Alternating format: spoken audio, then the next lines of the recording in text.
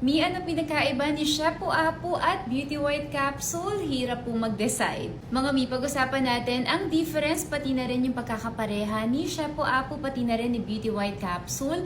Unang-una na dyan yung kanilang preparation. Si Shampoo Apo po ay juice, tinitimpla ito sa tubig. Si Beauty White naman po ay capsule. Sa ingredients naman, ang laman po ni Shampoo Apo, meron po itong glutathione, non-acidic vitamin C, Garcinia cambogia at L-carnitine. Si Beauty White naman, meron itong glutathione, may collagen, non-acidic vitamin C, and Garcinia cambogia. Si Beauty White ay may collagen na wala kay Shampoo Apo at si Shampoo Apo naman ay may L-carnitine na wala naman dito kay Beauty White. 10 sachet ang laman ni Shampoo Apo sa isang pouch. Si Beauty White naman, kada isang pouch meron itong 30 capsules. Alam mo, Mi, hindi mo naman kailangang mamili. Kasi si Shampoo Apo tsaka si Beauty White, best combo silang dalawa. So kung ako sa'yo, silang dalawa.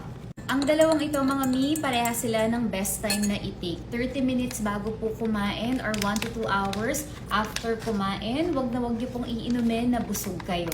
1 Shampoo Apo and 1 Beauty White a day to keep you fresh and glowing all day.